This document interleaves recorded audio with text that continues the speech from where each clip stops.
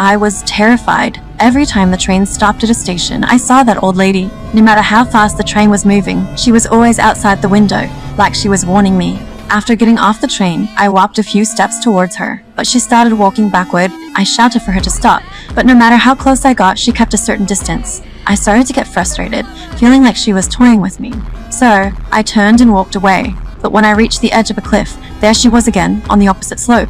I tried to escape, but no matter which way I went, she always appeared in my sight, and she kept that suffocating distance. Just when I was about to break, I met a woman hiking nearby. I quickly asked her for help, to find out what the old lady wanted. She agreed to help, but as she got closer to the old lady, something chilling happened. The old lady said something to her, and the woman looked back at me. Then she turned and ran off, screaming. I ran too. Finally, I reached the town, and the old lady was still following me. I started to wonder if this was all in my head.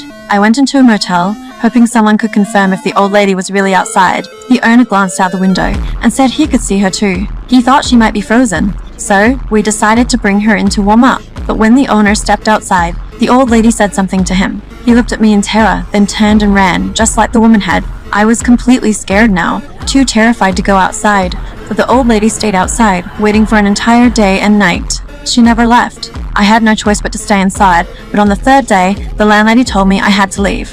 Because after seeing the old lady, the owner had vanished without a trace, as if he never existed. I had nowhere to go, so I called my mom, hoping she could help me figure out what the old lady said. As long as we stayed on the phone, I knew my mom wouldn't be fooled. But when she approached the old lady, the voice on the phone started to fade until all I could hear was static. I realized something was wrong. I screamed for her to cover her ears, but it was too late. My mom, like everyone else, was now under the old lady's spell. She looked at me with terror, then ran off. When I reached the corner, I saw my mom in a car, looking at me with disgust, before driving away without a word. Since then, I've never been able to contact my mom again. She vanished, like she never existed. A year later, I found a paranormal research group hoping they could solve this. I told them everything about the old lady, how only I could see her, and how she always kept a distance of 73 yards, the furthest you can clearly see and still hear. That's why I never understood what she was saying. They tried using high-definition cameras to capture her, but no matter how close they got, the photos were always blurry.